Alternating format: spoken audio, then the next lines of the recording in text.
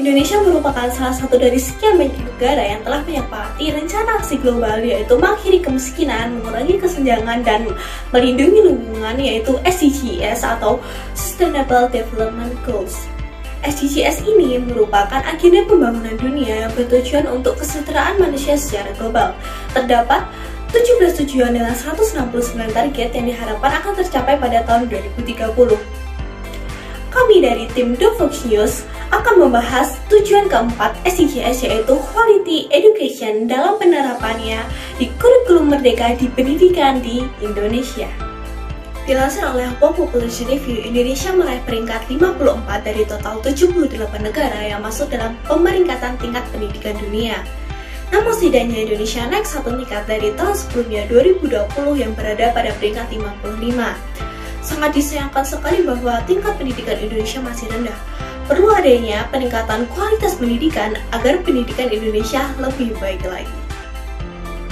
Peningkatan kualitas pendidikan tentunya tidak terlepas dari peran pemerintah, khususnya Dinas Pendidikan. Perannya mungkin ya karena di sekolah juga kan sekarang ada penerapan kurikulum yang baru juga.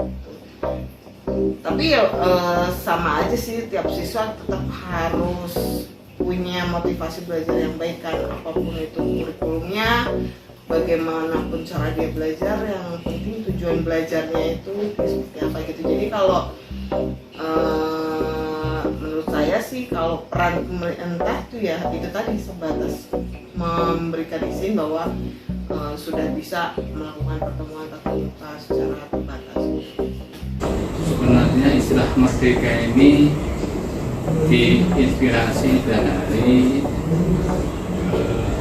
karakteristik dalam proses pembelajarannya, dimana dalam proses pembelajarannya itu ingin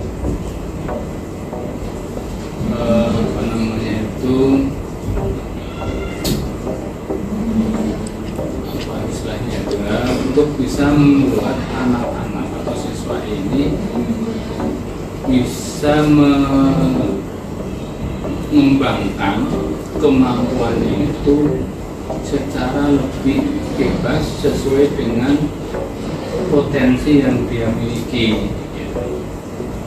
Sehingga ini juga harus diikuti dengan dalam hal guru melakukan proses pembelajaran harus seirama dengan itu. Jadi merdeka itu punya istilahnya latar belakang begitu, memberikan ruang dan juga istilahnya kebebasan bagi guru dan siswa untuk bisa meningkatkan potensi yang dimiliki itu seluas-luasnya. Jadi yang menjadi pusatnya itu adalah siswa. Perbedaannya itu ya dikatakan tidak terlalu kontras ya, atau jauh. Karena pada dasarnya kurikulum itu presiden juga mengakomodasi ya, artinya sudah mengedepankan bagaimana kemudian pusat pada siswa. Ya bukan jurusan pilihannya, bukan jurusan, karena sebenarnya jurusan sendiri itu kan untuk kelas 10 itu belum ada. Artinya pemilihan mapel itu nanti di kelas 11. Nah, saat ini secara kurikulum itu sama. Namun tadi itu bisa bilang untuk bisa mengakomodasi adanya minat dan bakat anak ya, siswa. Nah, kalau untuk masalah efektivitas kurikulum sendiri itu untuk saat ini kita belum bisa mengukur, bisa karena sebenarnya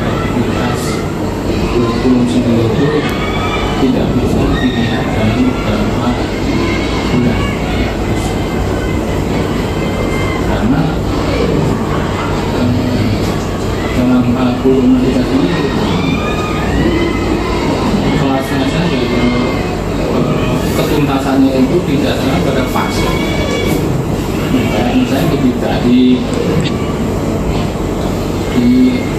aliyah ya atau di SMA juga ada 3 kelas, kelas 10, 11, 12.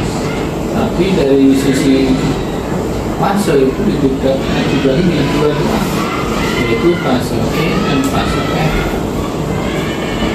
Fase E itu di kelas 10, fase F-nya itu di kelas 11 dan 12.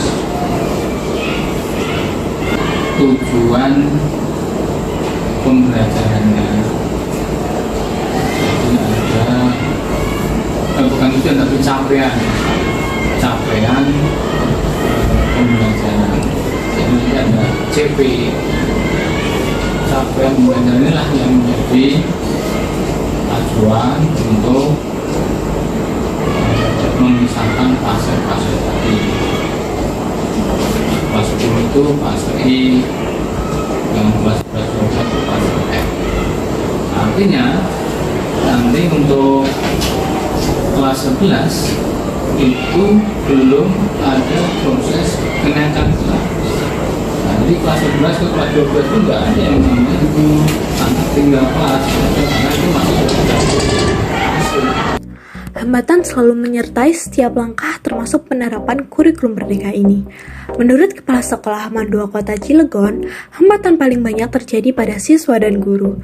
Hambatan pada siswa karena faktor latar belakang yang berbeda, yaitu dari sekolah yang masih tradisional dan belum bisa beradaptasi dengan baik. Dan hambatan dari guru yaitu kurangnya diferensiasi metode dalam mengajar karena guru diharapkan untuk memberikan metode pembelajaran yang bervariasi mendasar pada potensi latar belakang karakter siswa. Kurikulum ini sangat menantang dan membutuhkan inovasi dan dedikasi yang tinggi serta guru dituntut untuk memiliki banyak referensi. Kurikulum ini intensifikasikan promosi proyek Pancasila yang nantinya akan merangsang derajat kemampuan siswa bekerja tim.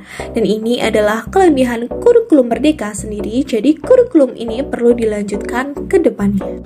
Mirip sama kurikulum KTSP, cuma materi esensi yang diajarkan itu diserahkan ke guru gitu. Yang IPA memang materi esensi dari pembelajaran merdeka ini diserahkan ke guru untuk menentukan kapan diajarkannya, apakah di semester 1, apakah di semester 2 gitu kan. Terus mana yang penting dianggap penting sama mana yang tidak terlalu penting itu bisa dipilah gitu kan. Itu aja kebebasannya. Kurikulum merdeka bedanya dengan KTSP. Terus ada tambahan itu proyek Pancasila ini. Proyek Pancasila ini ada tambahannya yang harus dilakukan. Jadi nanti sekolah kita itu ada 2, untuk anak kelas 10 ada 2 rapot. Yang rapot biasa hasil laporan belajar sama ini rapot proyek. Ini dari perencanaan mereka anak-anak membuat proyek sampai ke tahap tampil nanti bisa apa saja bentuknya. Nah, bukan kurikulum pemulihan ya.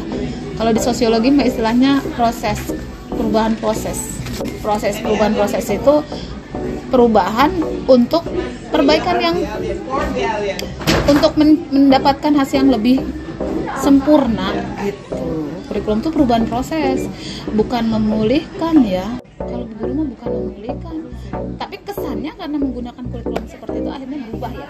Padahal masih udah jauh gitu. Kurikulum merdeka untuk pemulihan ada berapa yang mengatakan pemulihan? Kenapa dikatakan untuk pemulihan? Karena banyaknya kesenjangan ya selain dari COVID-19 juga yang menyebabkan banyaknya kesenjangan pendidikan juga antar wilayah Indonesia itu kan sangat luas dan ada banyak yang kesenjangan pendidikan. Nah, sebab itu dibentuklah ya sistem kurikulum merdeka ini untuk pemulihan pendidikan gitu ya. Jadi mahasiswa bisa lebih bebas luasa, ini juga membantu untuk guru. Sebenarnya kalau kurikulum merdeka ini masih belum jadikan kurikulum nasional ya, masih satu kurikulum yang masih tidak wajib sebenarnya. Jadi mungkin ada beberapa sekolah yang sudah menerapkan atau belum menerapkan gitu ya. Ini kalau untuk guru sama masih di tingkat SMP, SMA, SMP gitu ya, kurikulum belajar ini memang sangat baik gitu ya kalau diterapkan karena menyesuaikan dengan minat dan bakatnya dari student itu sendiri, ya, dari murid itu sendiri gitu ya. Oleh sebab itu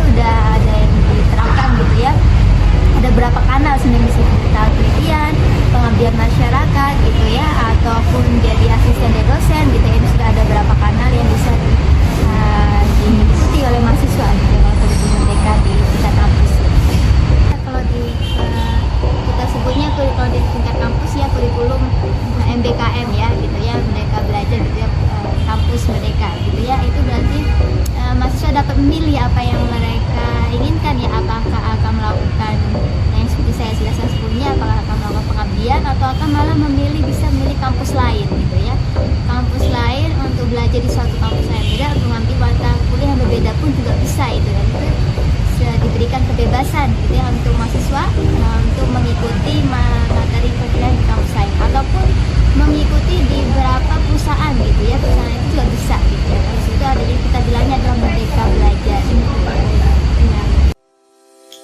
Kurikulum Merdeka adalah kurikulum pemulihan dari kurikulum sebelumnya yang berpusatkan pada siswa yang disesuaikan dengan minat bakat dan latar belakang siswa.